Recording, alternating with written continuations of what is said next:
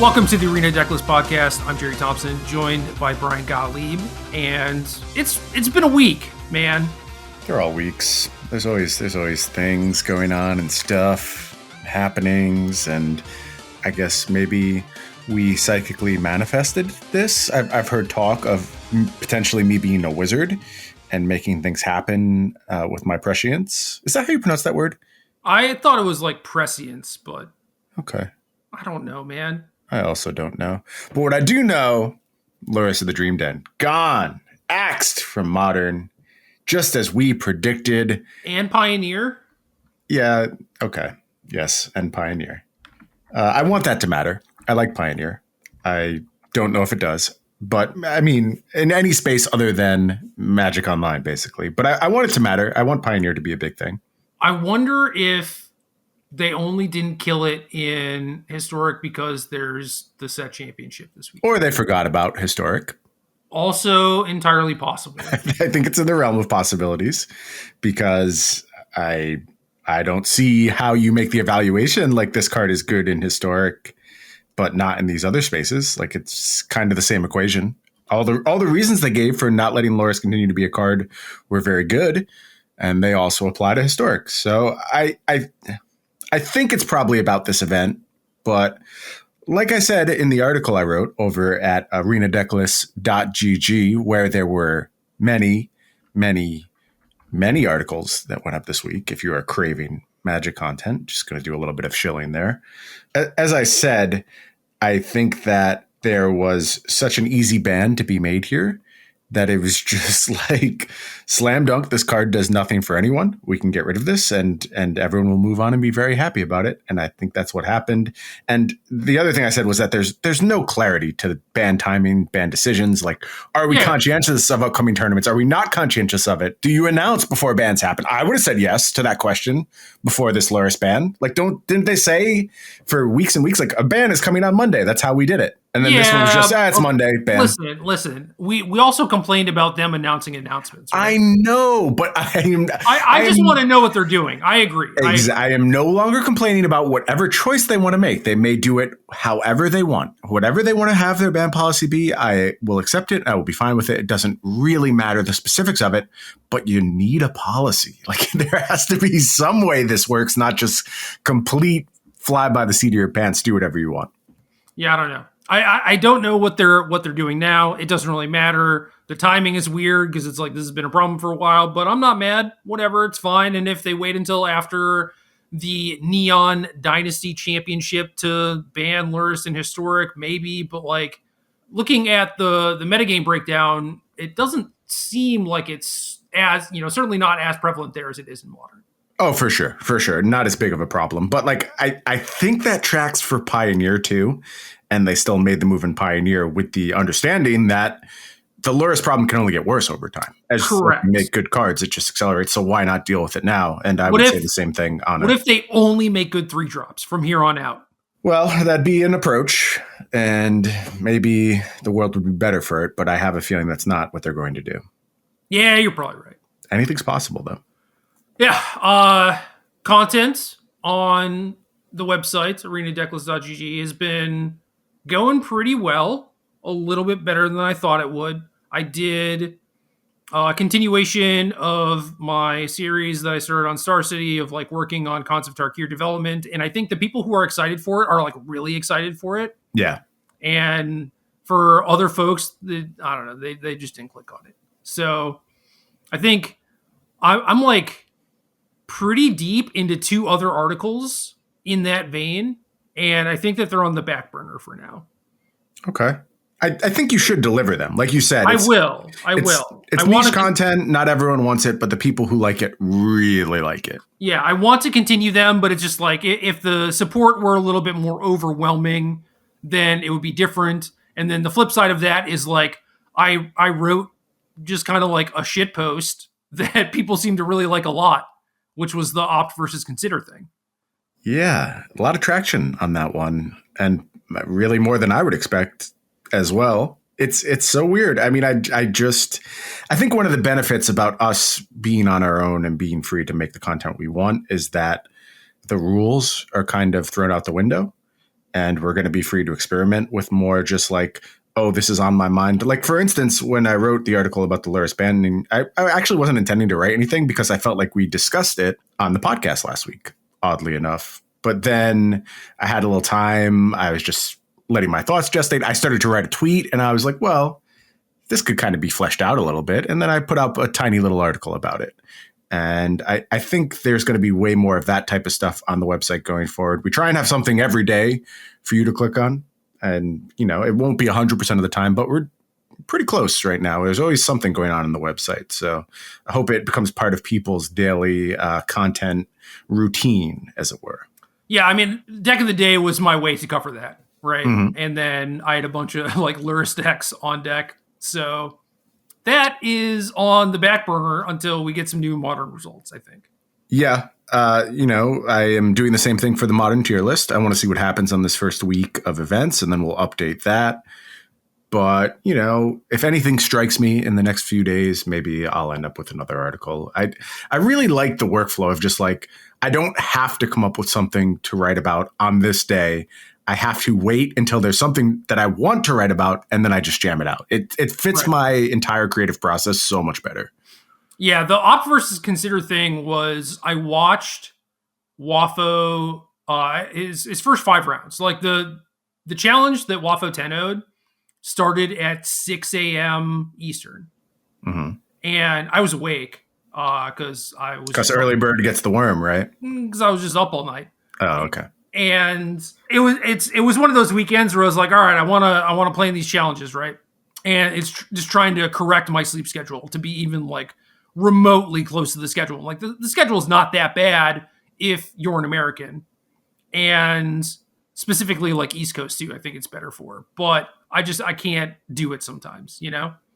So this tournament's starting and I'm just like, well, I'm pretty tired. I'll probably go to bed soon. So I'm not going to play in this thing. I watched Wafo's first 5 rounds and the question kept coming up a bunch. And I had actually like wrote about this before in an article about modern Cobbly that I did. And like my final deck list ended up playing opt instead of consider, because it's like, you know, you consider into like a call draw on turn 1 that you want to tutor for on turn 2. And it's like, well, shit, you know, you can't really afford to do that. So I devoted a paragraph to it in my article, but like no one said anything. No one was like, oh yeah, that's like really cool or like an interesting decision or whatever. And you know, granted, SCG stuff was kind of on the decline. I don't think that article was paywalled, but it might have been, you know, so I don't know. It was just stuff like that where I was like, I covered this a month ago, you know, but no one said shit as far as like it being interesting or cool, but like it kept coming up for Twitch chat, and maybe just, you know, like Twitch chat is not the Star City audience, and like Twitter is maybe not the Star City audience. Maybe I should have been promoting my Star City stuff more, you know. It's hard to say, but I definitely did not expect the reaction that I got to it. I do think it's like interesting and cool as far as trying to figure that out when I was like building the Cobbly deck. But once I like looked at it, it was like, I mean, you could just think about it and like look at the deck list and just think about like what the deck wants and what the deck needs. And like, you could have the answer, but it just doesn't seem like that really resonates with people. Cause it's like people ask that question for Wafo and it's like, I mean, the answer is on his deck list if you want to just like look, you know what I mean? Mm-hmm. But yeah, I mean, it's not immediately obvious to a lot of people, which is why I wrote the article in the first place. And now I'm just like looking for more of those scenarios, because like if I could just make those pieces that are just about minutia and they're interesting and I can like jam them out in 1,000 words and people like them and feel smarter as a result of reading them, they learn something from them, then that's great. That's basically what I want to do as far as creating content. So if any of those scenarios come up, hit me up. Let me know. Yeah, I like the X versus Y framework for you in particular. I think you do a really good job presenting that. Also, as to like it taking off in this moment versus the last time you presented it, I think context is just so much of that. And the backdrop you use to make your point is worth just as much as the point itself. So yeah, it's weird because like the tweet got a lot of traction, but I didn't know if it was like, here's a Wafo 10-0 deck list versus like the actual article attached to it. It's probably a little bit of both. Yeah. It's probably a little bit of both. And that's, you know, a good lesson for for content. It's just like you need hooks, you need appealing things to draw people in, and then if you get them a lesson stapled onto the back of the 10-0 deck list, I think that's totally fine. Yeah, it's just so weird because I don't expect that exact type of scenario to come up like ever again. It's like this well-beloved and lauded player as an expert in an archetype that is also pretty well-beloved. Like Waffle Top is a legend, right? For a lot of people, and him winning a challenge is cool, but like 10-0 is so much more magical than like 9-1 or whatever. Yeah, no, a lot of stars aligning for that, to be sure. Yeah, so it was super weird, and I made a follow-up post. It was like, I expected 100 people to read this, and that was basically true. Those are my exact thoughts. I woke up and I just wrote the article, didn't put a lot of thought into the presentation. Like, I knew the outline that I wanted to have, but like there are certainly some things that I would change about the article in hindsight if I knew that like 10,000 people were going to read it. Right. I can understand that. I do think like the genuine curiosity that drove it, though, is such a huge portion. And the fact that you're free to pursue that curiosity in the moment where it's like, this was really interesting to me. I just think that's such a huge boon for our content going forward. And I hope it translates into stuff that people want to read. And so far, so good. So I appreciate everyone who has come to the site. If you haven't checked it out, feel free, cruise by and see if there's something useful for you there. The last time that I thought of a scenario like this that was similar came up that I almost wrote about and didn't. What was it? When there was a player who was heckling a Worlds competitor while Worlds was happening about how they sideboarded. Mm-hmm. And I was just like, I could break this down pretty easily. And I was just like, I just don't want to give like this situation any more attention. Yeah, I think that was the right decision given how that situation went. But I mean, still, it was like the hot topic and you probably would have generated a bunch of clicks for it. But I know that's not how we determine like what we do. It's not all chasing engagement. It's about what we care about and the right moments to make points too. So no, but given the response to it, it was like there was definitely a learning moment for a lot of people, or a possibility where it could have been a learning moment. And I think that there was a lot of inherent value in explaining the situation to the point where I wanted to. And it wasn't like a thing that was obvious, right? It wasn't like, well, if you look at the deck list and have played with it or whatever, you'll kind of understand intuitively. But I thought it was a good opportunity to write about something like that because similar to the opt consider stuff, it's this very like hard hitting sort of minutia-y type of thing where I get to break things down, and I really do enjoy that. But I didn't want to just like fuel the toxicity that came along with it. But now going forward, I'm pretty sure I'm just going to write about those scenarios, like context be damned. Sure. As long as you have a lesson you want to drop on people, I say go for it. Yep. So that's my plan. I'm looking for these things. I don't think it's going to change, our output or anything too heavily, but I'm definitely interested in those scenarios. And this is a thing that I've been saying on Discord for a while that like people haven't really taken me up on, but it's just like very interesting. Like what's the play or mulligan scenarios involving decks that are towards the top tier, I think are also potentially very good. And I like those things too. Nice. So I don't know, send that stuff my way. I'll compile them, maybe eventually make some content out of it. Who knows? I will look forward to it. I'm sure everyone else is looking forward to it. And I'm also looking forward to... Are you? I'm calling it the Pro Tour, Gerald. Have I told you that I have just decided to do this? Because it's like every single time my brain reaches for the words Pro Tour, and then I stop myself and I have to be like, Neon Dynasty Set Championship. Right. I mean, you heard me like kind of pause and do, correct enunciation and pronunciation and everything. And it just like, it's a mouthful. That's why it doesn't roll off. Like we can just say Pro Tour and it's completely fine. So and that's where I want to go with it. Like we're pretty good at like when the dialogue changes, we give up our boomer ways. Like I don't still call Obzan junk, or I don't call it Rug Delver. It's Teamer Delver. I've made that change, and like I think probably the discourse is better for it. It's easier to communicate when we're all using the same terms. But this one,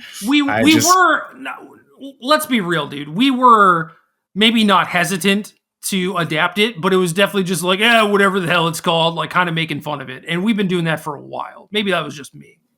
You're talking about the Pro Tour now. Yes. Yeah. But like, I sort of thought my brain would wrap around it though. Like I get feeling that way at first, but it just keeps coming up and coming up.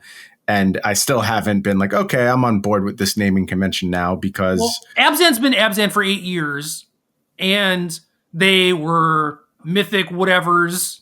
See, I don't even remember, right? It's just like they were mythic whatevers and they were set championships. Mythic championships, right? Yeah, okay, sure, whatever. And there was also the Mythic Invitationals. That was a one-off. Okay. And the other things were called Mythic Championships? Correct. And now they're set championships. Yes. But really they're Pro Tours. There might have been a thing in between. I don't think so though. But it feels like it's changed every couple of years. So it's harder to get into get used to doing it when they're just going to change it again, right? Right. So, but Abzan has been Abzan for 8 years. It's been a while, yes. So I don't know. I wouldn't pat yourself on the back too hard for that one. If they changed it a bunch of times since then, and they're like, well, now it's Indatha or whatever, it's like, come on, we would still be calling it Abzan. Do you think they change the name of the Pro Tour again in the near future, officially this time? Well, not just me stubbornly calling it the Pro Tour. Well, it is going to cease to exist potentially. They have said that they want to do high-level events still, kind of like Grand Prix type of stuff and Pro Tour type of stuff. I don't know if that is actually going to be what happens, but say they eventually settle on a model like that where you just don't have pro levels. I think it is entirely reasonable for them to no longer have them be set championships, but I don't know if it even matters at that point, I'm not sure either. So but again, what does matter is the results of this polling done by Frank Karsten. Frank Karsten basically writing our podcast for us this week. So big shout outs to Frank. And also I'll take this moment to note that whatever gripes I may have about the broader structure of professional play, this just points to how many individuals are still doing great work trying to prop up this whole scene and everything that's going on. I mean, this was such a fantastically presented, researched, well done article that just got me up to speed on two formats that, quite frankly, I had lost all interest in and had no idea what was going on in. So as we move through this article, this is as much like me coming up to speed on these things as it is us trying to bring you up to speed, because I had checked out of both Historic and Alchemy, and I'm really only peeking in because there is this event coming up this weekend. Real quick, I was poking around on magic.gg and was reading some of the articles leading up to the event because I'm still always interested in like the big events, And there was an article by Elizabeth Rice, Ellie of the Vale, about the Japanese contingent and just all of her stuff. Very good. She's one of my favorite writers. Yeah, like her human interest piece type of stuff for the official website has been so good. It's just on point every single time, well written, like really captures like the essence of the person. Like it's just all super really well done. I agree with you.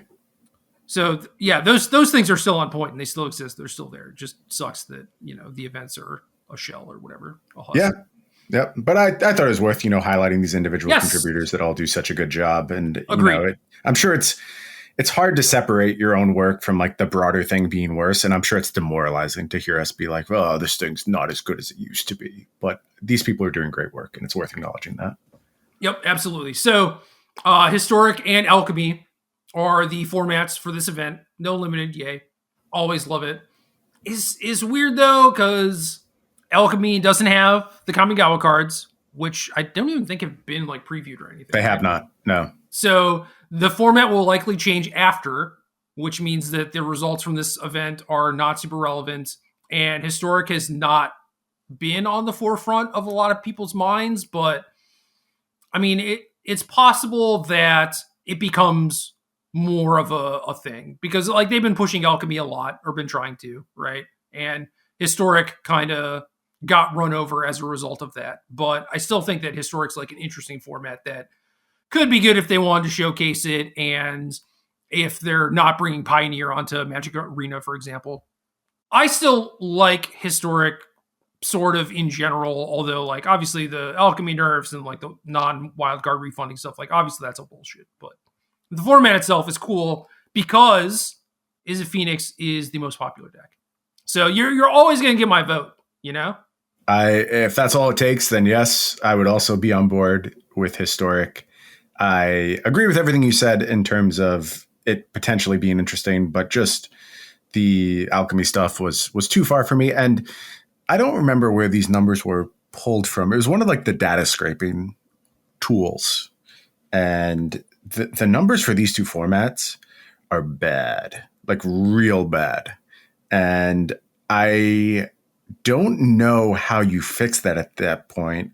And you could just say, okay, whatever, these formats aren't working out. You know, they weren't meant to be the primary formats anyway. But the entire economy is predicated on Historic being meaningful. And I think that has as much to do with Historic being part of this Pro Tour as anything else, is that like you have to make this stuff relevant, because otherwise who cares? Like, who's going to go back and buy these Historic anthologies or whatever Historic releases you want to do if you don't find some way to make it relevant? Because just in terms of like sitting down to use the program as a casual user, it's very clear that neither Historic nor Alchemy are doing very well right now. They need to put something in the store that's like Historic precons or like an intro to Historic thing where, I don't know, maybe you spend like $100, but you get like a lot of the staples. Sure. And anything that is like consumer focused and actually considering like, how do we get people to buy these things other than just being like, these idiots will buy it no matter what we do. Right. I can't imagine trying to start Arena now. No. Trying to get into either of these formats, really. No. It seems incredibly daunting and not realistic. And that's not how you make a competitive scene that people want to follow and will care about. And, you know, it'll be interesting to see what viewership looks like. I think people are hungry for Magic tournaments. They're hungry for well-produced, well-casted Magic tournaments, which this will certainly be. And again, incredibly talented people in the booth, incredibly talented people putting the show together. So none of that stuff is going to be problematic. It's just like, do you have the public attention, the inertia to actually make like a well-watched broadcast? A lot of the cool stuff from Pro Tours was like, you watch the Pro Tour and then you play a deck in FNM or something, right? Yep. And you try to not like recreate the experience, but it's like you get to watch someone do a thing that's really cool, and then you get to kind of try and do it yourself. And playing online helps with that. But it's like when the formats have such a high barrier to entry, like both these formats, honestly, and it just makes it really difficult for the viewer to actively want to be engaged with it, because they know that they can't replicate the experience. It's just like not doable. It's like, I don't know, watching people play Vintage or whatever. That's a good way of putting it. And how did that work out for Vintage over the long term? You know, I mean, there's a lot of problems there, but yeah. Regardless, I think some effort to bring in new players to these formats would be in Wizards of the Coast's best interest. They just have to decide how they want to do it and how much of their perceived equity they think they're giving up. But like, how easy is that to make the argument that you sacrifice some equity now for future equity? Like, it's so obvious. You just say, okay, get them hooked now and give them this thing, and then they'll update this deck in the future. And the arguments kind of make themselves, and their rigidity to this model of delivering cards, it's got to break at some point. It's just not sustainable. The argument for quarterly earnings is relevant for that when you're talking about like sacrificing short-term gain for long-term gain. But in this instance where it's like, oh, you put $100 like intro pack to Historic, you'll sell it. In the store. Yeah, exactly. It's like that actually just generates short-term profit too. And maybe you lose some long-term profit, but I doubt it, because those players were probably priced out of the format to begin with. That would be my read on it as well. I'm sure they have metrics that are telling they're not just guessing randomly at what's informing their approach to economies. They're using data, they're using metrics. I just think you can make data say whatever you want. So I'm not convinced that even if you have something that you can point to for support of this approach, it's still not necessarily going to be the right approach. So you can, they can. I have a story about that if you want to hear it. I would love to hear it. So one of the meetings that I took part in was maybe an all hands or like close to it, where we went, this is, me working for them back in 2013 or whatever, right? Mm-hmm. So long time ago, things could have maybe changed since then, but I doubt it. You'll find out why. We're going over the results of a survey that they sent out. And it's, kind of unclear as to like who the survey went out to and whether or not they're the right group to give answers to these questions, whatever. But I distinctly remember one of the questions, and I had problems with a lot of the questions because they were like this. But one of the questions I distinctly remember was, did you enjoy Standard with Born of the Gods? And it was like 70% say yes. Conclusion was that Born of the Gods made Standard better. Nah, that doesn't track. Does not track for me. There are a lot of things that happened where I was like, I'm new here. I should probably just keep my head down, And I think I did raise the question with Aaron Forsyth at some point where I was like, dude, this doesn't seem right, and I meant that in a way where it's like, this is definitely not right. Right. But I was trying to be like political and nice about it. And it's just like, yeah, this thing does not mean this other thing, but yeah, I guess like if you want the data to say that, you can, but that's not how that works. I see this in every single field I've ever worked in, been involved with, from like an outsider's perspective. It's just you take the narrative you want to present and you find the way to use the data to justify it. Correct. And you can always do it. You always can. There's it's just a constant. And, I don't want to, this isn't to say data isn't valuable, but the most important feature of using data is interpreting it properly. Data in and of itself is worthless. Yeah. I mean, they didn't have an official business analytics department at that point either. So I am very sure, given the size of their enterprise now, they do. Yeah. And I am sure all of this has been supported by research and data. I just don't buy it. So if you don't remember, Standard with Theros, at least towards the tail end, like in the beginning, it was like, oh, look at these things we can do, whatever. But it was quickly determined that Mono Blue Devotion and Mono Black Devotion were the only two viable decks. Yep. 2-deck format. And, eventually like some blue-white control decks got built. Cool. Okay. Maybe 3-deck format. Born of the Gods, very few playable cards for Standard, basically didn't change anything. Yeah, I'm trying to remember like the biggest hitters for Born of the Gods. It was like and Wild Blight and Brimaz. Yeah, maybe? So I actually played that Pro Tour, but it was a modern Pro Tour, so I don't have like the standard context for it. It wasn't a lot, regardless. Yeah, I'm not coming up with anything off the top of my head. So now I'm trying to like think through the limited format, which I also played a lot of, to remember the cards that were there, but no huge difference makers, at least in terms of like the mono blue, mono black paradigm. And you're right. I do remember Sphinx's Revelations deck also being part of the equation, but me, and I wasn't playing those decks. So I think they were a good tier behind. I only played mono black and mono blue throughout that entire format. We talked about this a little bit. I should have played mono blue more. I think so. Which was 0. And so what did you play? Just mono black? Yeah, only mono black. Yeah, I played more mono black than blue, but I played both decks. The problem is that the first tournament I played mono black, I made top 8. And okay, it was like not close.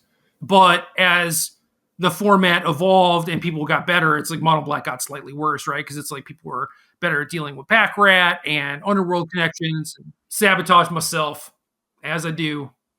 Yeah, I feel that. I also remember like some hexproof for like a brief second, because there was like the protection from blue creature that they would sideboard. And I remember just like playing a PTQ or something where I went 0-2 and I just got housed by the mono blue creature over and over.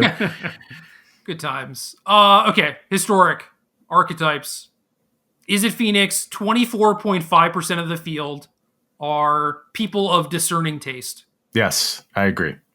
Although I should note that I heavily disagree with how a lot of people build their Phoenix decks. I hope we can hear more about that in the future. Maybe. We'll see when the deck lists are out. Before we do this, actually, coverage of the event starts Friday, 9 a.m. Pacific. Any interest in watching the event together and streaming it? That sounds like a no. Well, I'm going through. I have interest. I may have someone coming to do yet more repairs on my house during that time. So I may be in and out, but so that's going to be noon Eastern, right? Yep. Okay, that's kind of in my sweet spot. Yeah. That's maybe about when I'm going to bed sometimes. So we'll see. So are you going to actually be awake for this? I can't say with any certainty. Although today I went to sleep at 8 and woke up at 1 p.m. Okay. Not sure. I mean, that kind of puts you in the sweet spot for being awake at that time. Yeah, it's not bad. And it's like, as long as I don't take a nap or something, I could potentially swing it. Yeah, I'm into this idea. I'm down for hanging out, watching the PT. Although I don't know that this episode will necessarily be out in time that we're actually advertising the stream right now. I know. Okay. So it's more just a conversation for us than part of the podcast. Yes. Okay. Anyway, back to Historic. The second largest archetype is Azorius Control at 9.2%. I am shocked. I am shocked to see Azorius Control this represented. I would have expected Is It Phoenix to be the most represented deck. I would have put the third place deck in second place. Golgari Food is the third place deck. Now, granted, we're talking 21 decks versus 20 decks. So it's not a huge difference, but people still love Azorius Control. I mean, where's your opinion on where Azorius Control sits in this format right now? March of Otherworldly Light. I keep wanting to call it Otherworldly Journey. I know. You didn't like this card that much during preview season. So it's bad mana-wise, but it is versatile. Yeah. And the thing that I didn't think about for Modern, by the way, is like killing their Saga with the trigger on the stack. Mm-hmm. And it's like, that's mana neutral, you know? Yeah, not bad at all. That's good. I was not thinking about it in terms of Modern. But for Historic, when you're playing blue-white control and there are like witches ovens and trail of crumbs and stuff you need to kill, like this is a good pickup. Yeah, good tool. It's basically playing the role of like the prismatic ending in the Historic format. And like you said, it does have Modern applications as well because of those oddball cases. So yeah, I liked this card a lot. I remember seeing it during my time before the set was out and just being like, slam dunk, awesome inclusion, love that this exists, really good print. And had no notes, didn't want any changes. I was just like, you guys nailed it. Really like that this card exists. So yeah. I'm happy to see this playing part of the format. Yeah, I mean, my big thing with it was like, if you are going to have to pitch things for it, like in Standard, you know, you're going to have to kill like a chariot with it or something at some point, right? And that's a pretty big mana investment. So if you're going to ever pitch, if you ever have to pitch to do it, you need some way to recoup the card advantage. And Historic, like a lot of the permanents are cheaper because, you know, Lurrus exists, right? But like also just the format is lower to the ground in general. And that means that you probably won't have to pitch as often. You want the versatility to kill things like Trail of Crumbs. And there's also just a ton of card advantage to recoup it anyway. So it doesn't really matter. Yeah. All good points. And especially in game one, it's like, you know, maybe you have a Wrath of God that doesn't really matter because they're not going super wide. You know, they have like a Goose and a Cauldron Familiar or something. Who cares? Mm-hmm. Just pitch that. Yep. And I've liked Azorius Control in the format just in general. So it is interesting. I think that there are a lot of ways that you can configure it to be good against the top decks, like, you know, Phoenix, Golgari Food, the Aura's decks. Maybe those are a little bit tougher. And I don't know. Then you see stuff like, well, I guess there's Jeskai Control in 5th, which is it makes the Azorius numbers look a little bit lower than they are because they're pretty functionally the same deck. Yeah, and I mean, if you want to start stretching, you also get the Azorius Lotus Field deck. Yeah, so the Lotus Field decks are scary from the like fair side of the control matchup, you know. But, yeah, can definitely get a huge edge, go over the top of what the other control stuff is doing. So I mean, I think if you had asked me to like pick a control deck for this tournament, I would have gone closer to the Lotus Field decks than any of these other setups. But like, I wouldn't have picked a control deck for this tournament. It's hard, like with me not being super caught up on the format. I think it's tough to register a control deck because you have no idea how to build it. Mm-hmm. But for the folks who are super tuned in and playing a bunch on ladder and like know the metagame, know what people are going to show up with, I think it's a fine choice. What percentage of the field do you think is super tuned in? Because I get this like, I know. well, hold on. I'm actually going to speak against the fact that people aren't very tuned in, because I get a perception based on the people who make up my social network, who are people who have been around Magic for a very long time, many of whom are like the leftovers of the MPL system who still are qualified for this tournament somehow based on how they did in 2017, which is mind blowing. But that is where we're at. Yeah, a lot of those people have checked out for sure. I think that's unquestionable. And you see a lot of people who are like, I just played the format the first time this week, and it's not bad. I kind of enjoy it. I didn't know anything about it until now. So some of that is blustering.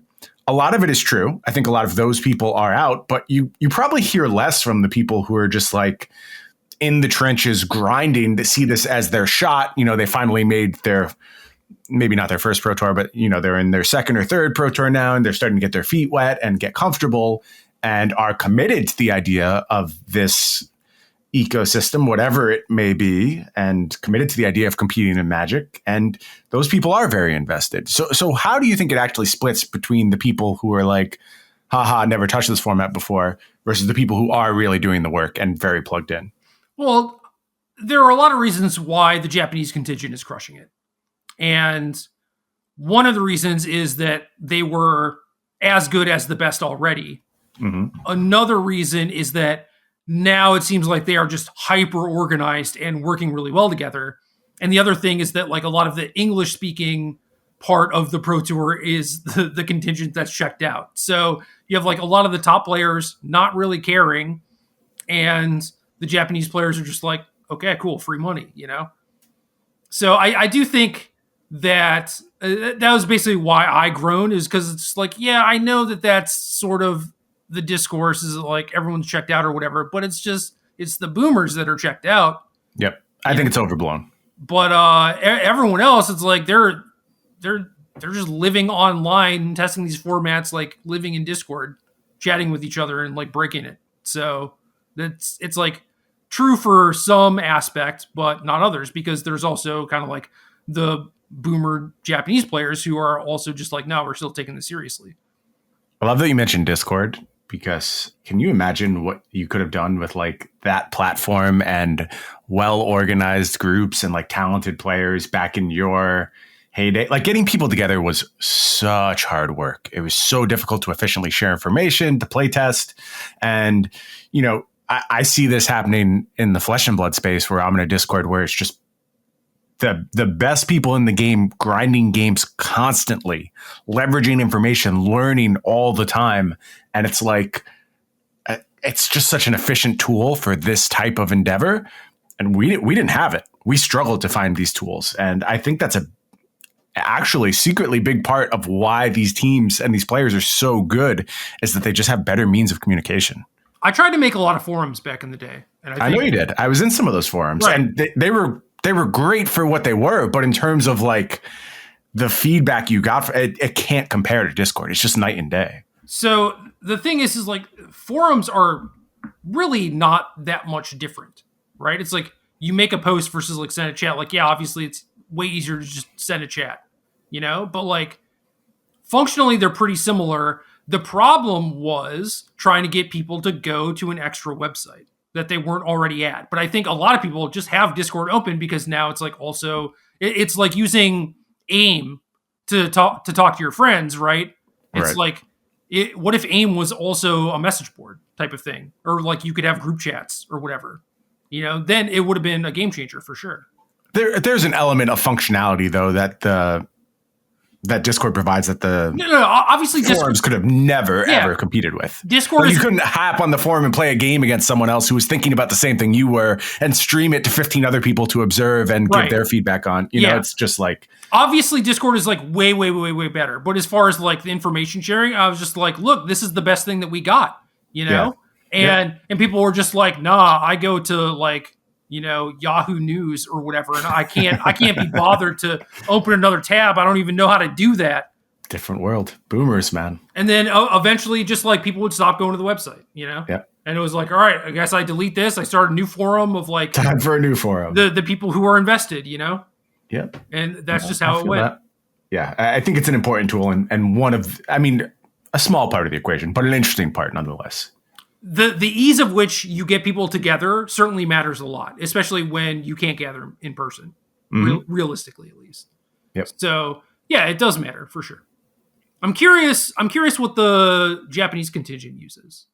I don't know. I don't know the answer for that. I don't know if Discord is widely propagated. I imagine there's something similar, if not Discord, but interesting question.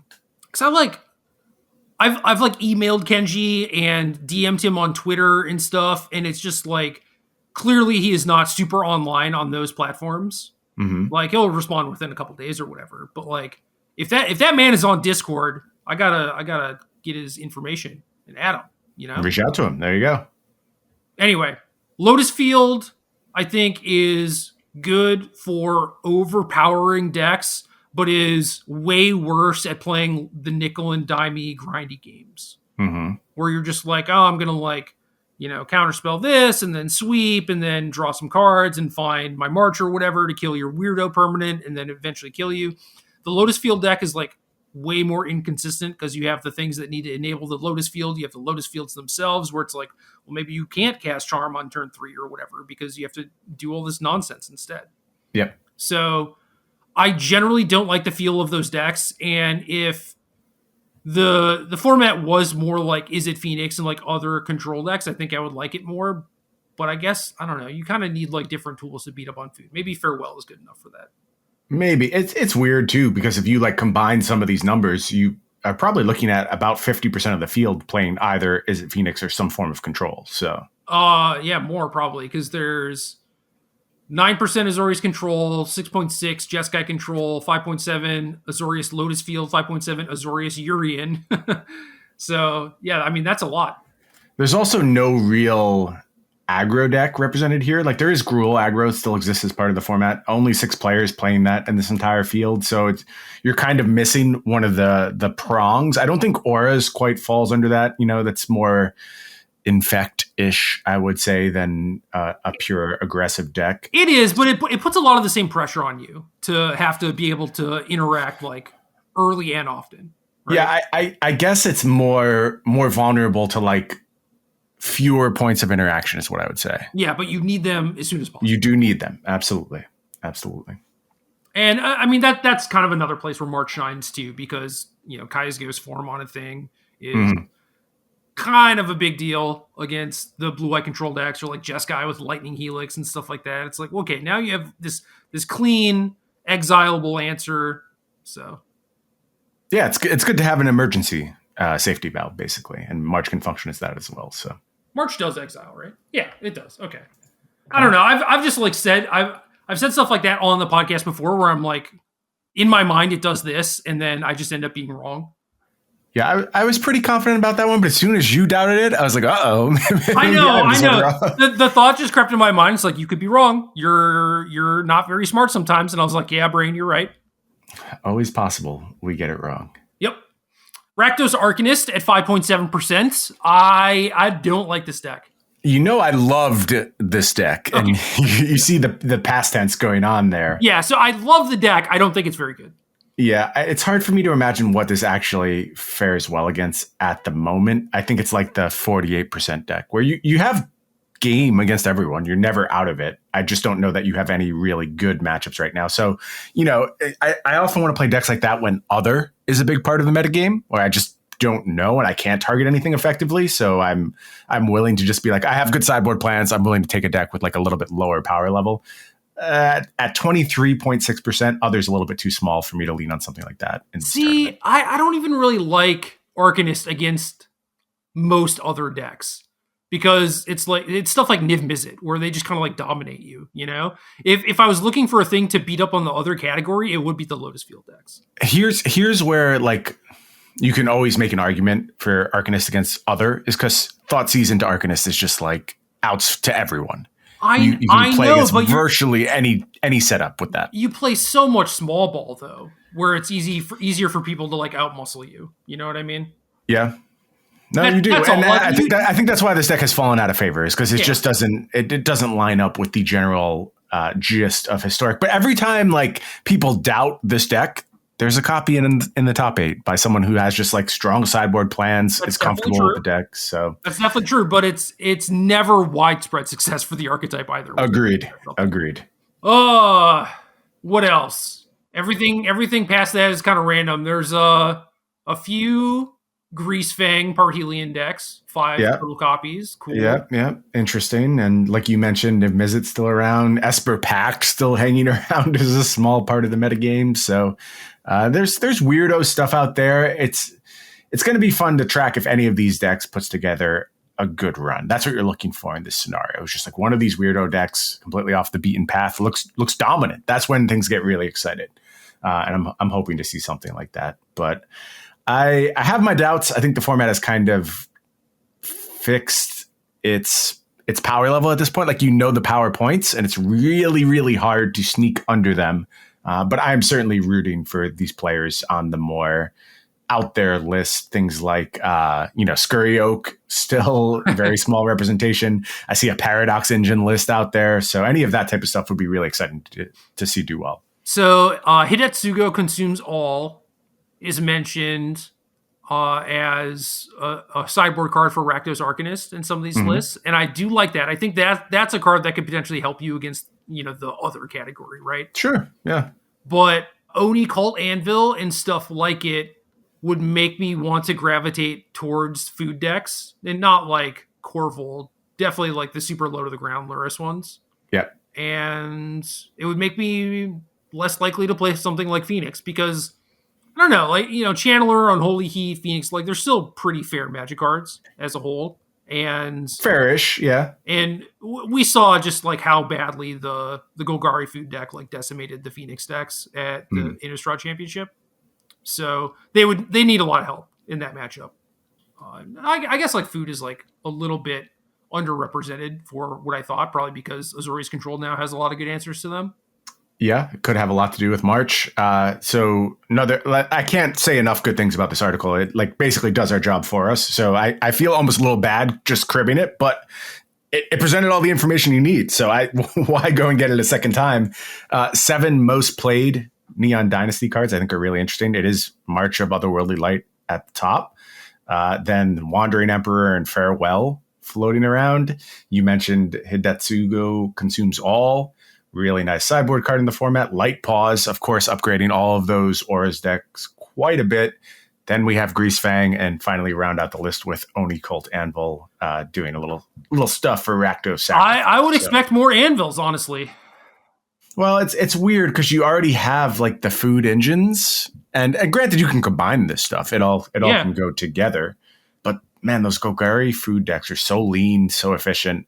I'm not sure the upside is there to branch out into Oni Cult Anvil. It's a lower power version of the same shenanigans the food deck gets up to, right? Like it's food with safety valves.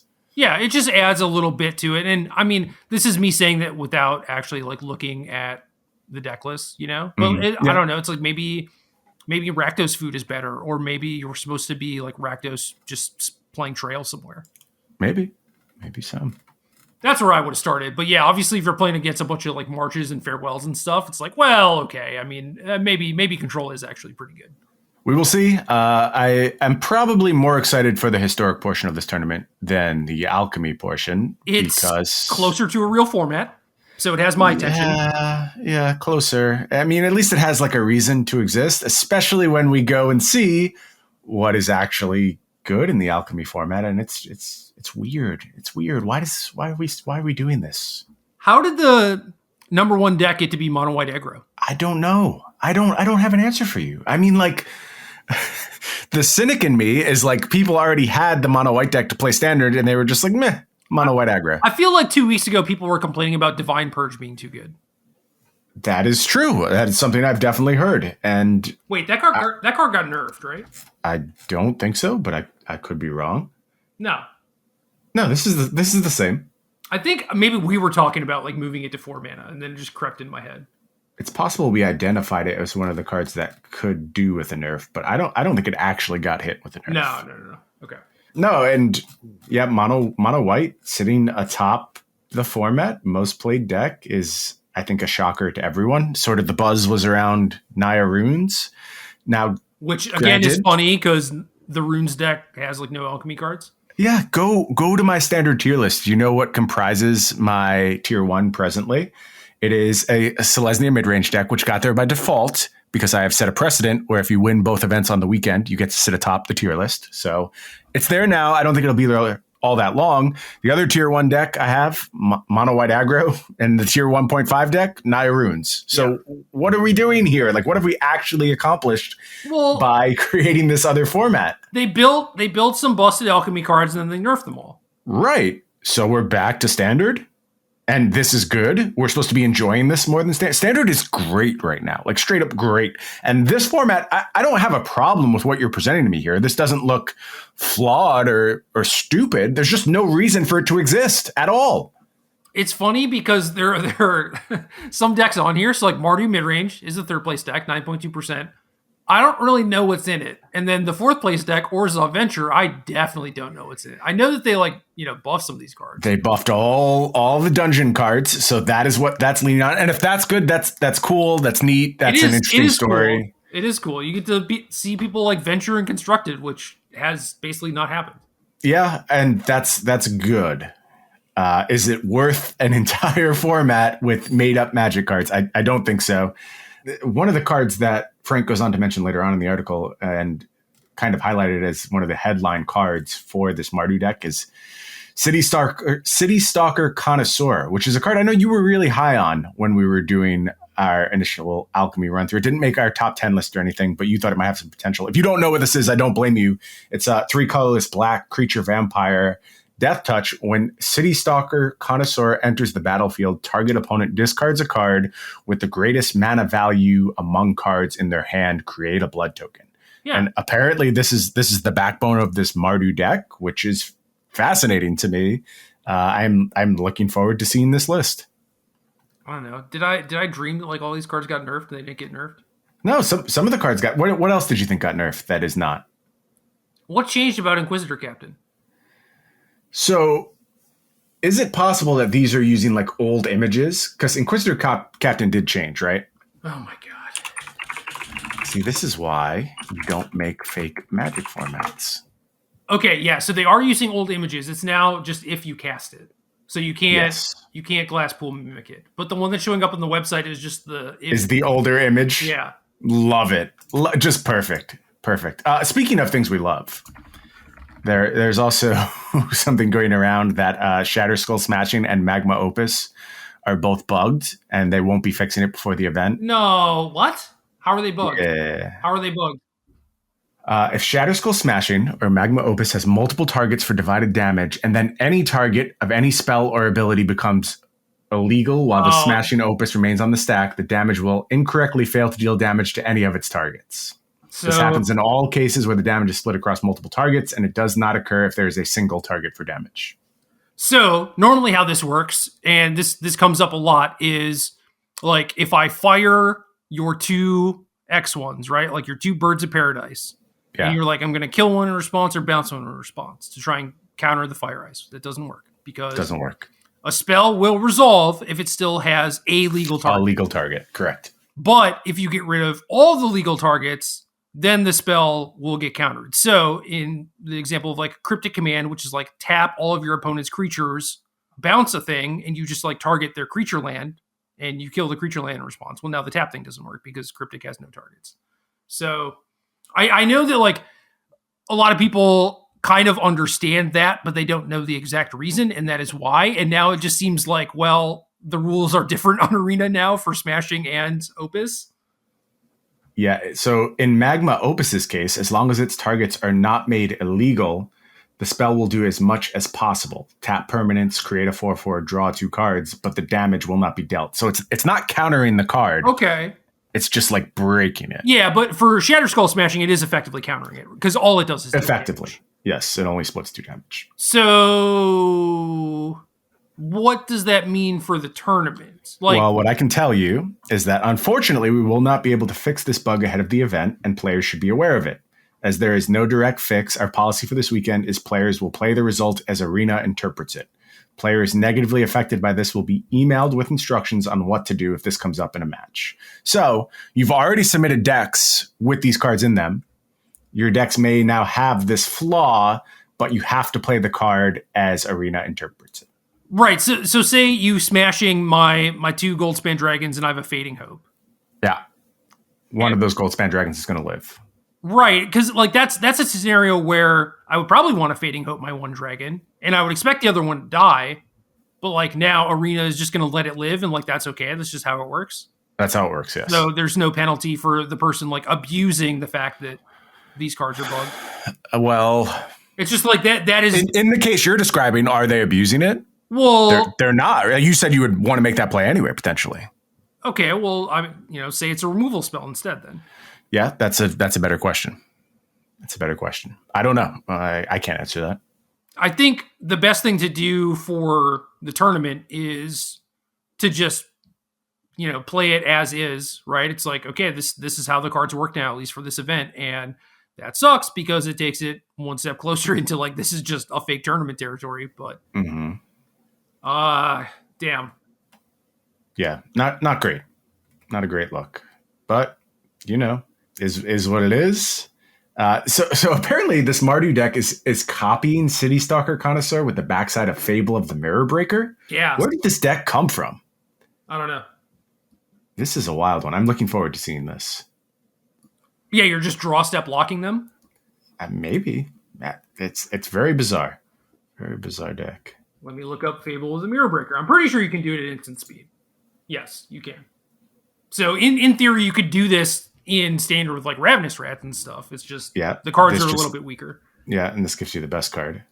And you get a blood token. It all sounds pretty good. They got Skyclave Apparition in there as well. Yeah. I'm interested to see this deck. You have my attention. I like Fable. I think it's pretty solid. And has just not seen any play, which is kind of weird. So well, now you have your chance. This is cool at least. Does not work with Inquisitor Captain because now it has the cast thing. Correct. But oh well. Somehow, I think it'll be okay. And, it seems like Inquisitor Captain's still seeing play despite that fact. So that's good. A more successful nerf than some of the other ones, I guess. Well, it's probably just in a lot of the mono white decks, right? It's like that or Emperor. I would assume so. Yeah, the top 5 most played non-land cards from Alchemy are City Stalker Connoisseur is the most played. So that's wild. Inquisitor Captain, next up. Sigardian Evangel, which is a card I like quite a bit. Town Razor Tyrant, still after its nerfs. That one was nerfed. I remember specifically. That one now does the damage on the end step. Yep. So, and then the final card is Divine Purge. So those are the 5 Alchemy cards having an impact. 2 of the 5 have been nerfed already. So weird. So weird. I'm excited to see some of these different decks. I think that'll be cool.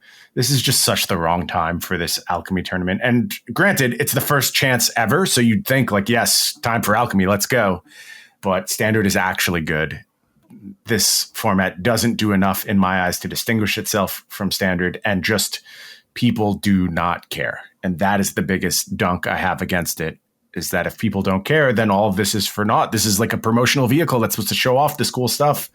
And, maybe you could argue that's the time you need it the most. When people don't care, you want to focus on it and get them to care again by exhibiting cool play. But locking people out of their draw step might not be the coolest thing. And then just playing like a bunch of mono white mirrors, not going to be the coolest thing. Naya Runes, I wouldn't say that's super cool. So I don't know. I'm really putting a lot of hopes on this Venture deck to do something that gets people excited. All right, there's 7 players playing Grixis midrange, which is basically the Mardu midrange deck, except with Kaito. Okay. I'm in. That's neat.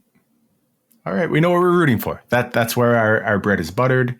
We're big Mardu / Grixis midrange fans this weekend, and everyone else, a little bit of Venture too. Backdoor rooting for Venture. Everyone else, hope you do not do well in the tournament. Sorry. Well, why not? No, these are the only decks I want to see. Okay. Sorry. Well, okay, so what I need to know what the Japanese contingent is playing to. I want it to be the Mardu list. Like I want to believe that in my heart. I obviously don't know that. So, we'll see when we tune in. Bright and early tomorrow morning. We will find out tomorrow.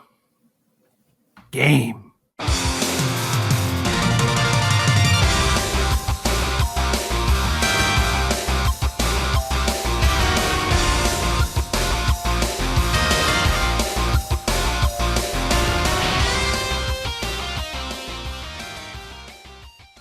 Good luck.